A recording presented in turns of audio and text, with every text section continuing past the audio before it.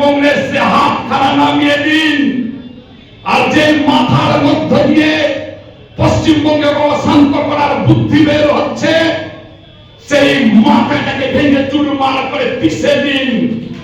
মালদহের কালিয়াচক থেকে মুখ্যমন্ত্রী ও শাসক সম্পর্কে কুমন্তব্য করলেই বিরোধীদের হাত পা ভেঙে দেওয়ার, মাথা ভেঙে দেওয়ার হুঁশিয়ারি জেলা তৃণমূল সভাপতির। ফের বিরোধীদের হাত পা ভেঙে দেওয়ার, মাথা ভেঙে দেওয়ার হুঁশিয়ারি জেলা তৃণমূল সভাপতি ও মালতীপুরের বিধায়ক আব্দুর রহিম বক্সির। কালিয়াচক 1 নম্বর ব্লক তৃণমূল কংগ্রেসের বর্ধিত সাংগঠনিক সভায় বক্তব্য রাখতে গিয়ে এই মন্তব্য করেন জেলা তৃণমূল সভাপতি আব্দুর রহিম বক্সি।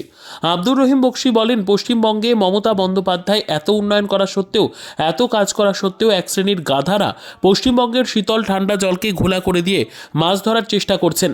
আর 2 দালাল সিপিএম কংগ্রেস মাছ ধরার সামগ্রী সাপ্লাই করছেন। এই 2 দালাল বিজেপিকে মদত দিচ্ছেন।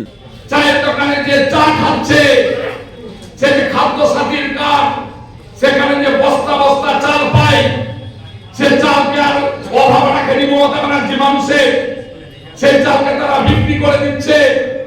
আর সে চাল বিক্রি করা চালের টাকা নিয়ে চায়ের দোকানে চা খায়। আর ব্রেক ভর্তি যে বাজার করে বাড়ি ফিরে সেই বাজারের টাকাও লক্ষ্মী ভান্ডারের মধ্য দিয়ে মায়েদের হাতে তুলে দিয়েছে মমতা ব্যানার্জি। সমস্ত সুযোগ সুবিধা নিয়ে সেই সিপিএম সেই কংগ্রেস এখানে এসে আর তৃণমূলকে গাল দেয়। এত সুযোগ সুবিধা প্রত্যেকটা মানুষের, আমরা বসে আছে সমাজে বাস করে, প্রত্যেকটা মানুষের কোনো অভাব মমতা ব্যানার্জি রাখেনি। উত্তর মালদা বিজেপির সভাপতি উজ্জ্বল দত্ত বলেন, তৃণমূলের জেলা সভাপতি আব্দুর রহিম বক্সি নিজেকে কি ভাবছেন? বিজেপিকে এইভাবে গালিগালাজ করে তার কি পদোন্নতি ঘটবে, নাকি নিজের দলকে চাঙ্গা করার চেষ্টা করছেন?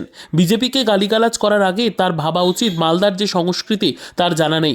মালদায় রাজনৈতিক মতপার্থক্য থাকলেও সৌহার্দ্যবোধ আমাদের প্রথম থেকেই ছিল, তা এখনও আছে। কখনো হাত ভেঙে দেব, জিভ টেনে নেব কথা বলছে, এটা কি ধরনের অসভ্যতা? সেই কথাগুলির ক্ষেত্রে মালদার মানুষের কাছে ক্ষমা চাইতে হবে। আর যদি না চান তাহলে তাকেও ভাবতে হবে তার হাত পা মাথা তারও আছে। জেলা কংগ্রেস নেতা কালীসাধন রায় বলেন, ক্ষমতাসীন দল তৃণমূল কংগ্রেসের অন্তর্দ্বন্দ্বে জীর্ণ। প্রকৃতপক্ষে নেতাভিত্তিক এই দল দুর্নীতিতে এমনভাবে নিমজ্জিত হয়ে আছে, অন্তর্দ্বন্দ্বে এমনভাবে এরা জড়িত হয়ে রয়েছে, নিষ্কৃতি পাওয়ার একমাত্র উপায় হচ্ছে বিরোধীদের হুঁশিয়ারি দেওয়া, উস্কানি দেওয়া, এবং এটা হিংসা ছড়ানো, সন্ত্রাসী ছড়ানো। বিগত ভোট দেখলেই বোঝা যাবে তাদের কোনো প্রকৃত সমর্থন নেই। পদ থেকে বাঁচানোর জন্য ওরা ভিত্তিহীন কথাবার্তা বলছেন। রহিম বক্সি তিনি নিজেকে ভাবছেনটা কি? বিজেপিকে বিভিন্ন সময়ে বিভিন্নভাবে গালিগালাজ করলে কি তার পদোন্নতি ঘটবে, না তিনি তৃণমূলকে মালদা জেলায় চাঙ্গা করার চেষ্টা করছেন? বিজেপিকে গালিগালাজ করার আগে তার ভাবা উচিত যে মালদার যে সংস্কৃতি, সেই সংস্কৃতি সম্বন্ধে উনি একেবারেই অজ্ঞ। তিনি জানেন না যে মালদায় রাজনৈতিক মতপার্থক্য থাকলেও সৌহার্দ্যবোধ কিন্তু আমাদের বরাবরই ছিল। এখানে গনি খান চৌধুরী ছিল, তপন শিকদার ছিল, শৈলেন সরকারও ছিল। তারা প্রত্যেকে কিন্তু নিজস্ব দিকপাল, অথচ তাদের মুখে কিন্তু এই ধরনের অশালীন কথাবার্তা কোনোদিনই বের হয়নি। অথচ রহিম বক্সি তিনি অযাচিতভাবে তৃণমূল কংগ্রেসের কী ধরনের নেতা আমার জানা নেই, কিন্তু তিনি অযাচিতভাবে তিনি বিজেপিকে যাচ্ছেতাইভাবে গালিগালাজ করছেন। তাদের কর্মীদের কখনো বলছেন যে হাত কেটে নেব, পা কেটে দেব, দাঁত ভেঙে দেব, মাটিতে পুঁতে দেব। এটা কী ধরনের ভব্যতা, এটা কী ধরনের অসভ্যতামি? এই অসভ্যতামি মালদার কালচার নয়। কাজে অবিলম্বে তাকে মালদার মানুষের কাছে, মালদার সংস্কৃতি মনা মানুষের কাছে ক্ষমা চাইতে হবে। তা না হলে তিনি যেন ভেবে থাকেন যে হাত তারও আছে, পা তারও আছে, মাথা তারও আছে, দাঁত তারও আছে, এটা যেন তিনি খেয়াল রাখেন।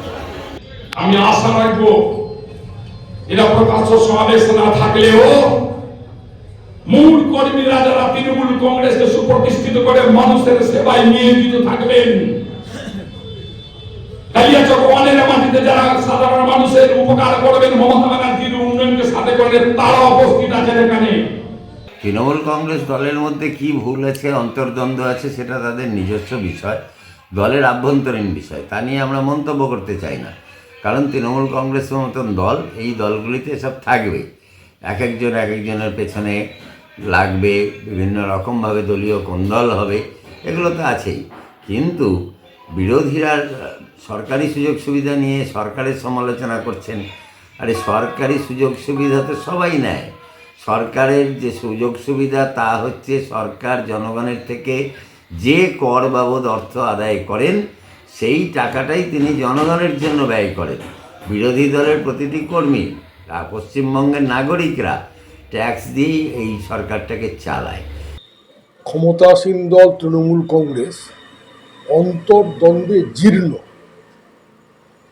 প্রকৃতপক্ষে নেতা ভিত্তিক এই দল দুর্নীতিতে এমনভাবে নিমজ্জিত হয়ে আছে এবং অন্তর্দ্বন্দ্বে এমনভাবে এরা জড়িত হয়ে আছে, যেখান থেকে নিষ্কৃতি পাওয়ার একমাত্র উপায় এদের হচ্ছে বিরোধীদেরকে হুঁশিয়ারি দেওয়া, প্ররোচনা দেওয়া, উস্কানি দেওয়া এবং একটা হিংসা ছড়ানো, ভয়তি সন্ত্রাস ছড়ানো। বিগত লোকসভা নির্বাচনের ফলাফল বা পঞ্চায়েত নির্বাচনের ফলাফল যদি বিশ্লেষণ করেন তাহলে আপনারা দেখবেন যে মালদা জেলাতে প্রকৃতপক্ষে ওদের কোনো জনভিত্তি নেই, ওদের কোনো সমর্থন নেই। Bureau report, PB news. RM painter পূর্ব বর্ধমান। ফ্ল্যাটের থেকে সস্তা এবার নিজের বাড়ি। প্লট করার জায়গা মাত্র 1.5 লক্ষ টাকা কাঠা। মাত্র 50,000 টাকা দিয়ে নিজের নামে অগ্রিম রেজিস্ট্রি করে নিন। বাকি 1 লক্ষ টাকা লোনের সুবিধা করে প্রতি মাসে 1,667 টাকা 60 মাসে পরিশোধ করে ফেলুন। আরও বিশেষ আকর্ষণীয় থাকছে, আপনাদের জন্য রাস্তা থাকছে 12 থেকে 16 ফুট চওড়া, 24 ঘন্টা জল ও বিদ্যুৎ সরবরাহ, পরিকল্পিত ড্রেনেজ ব্যবস্থা ও নিরাপত্তার ব্যবস্থা থাকছে এবং থাকছে স্কুল।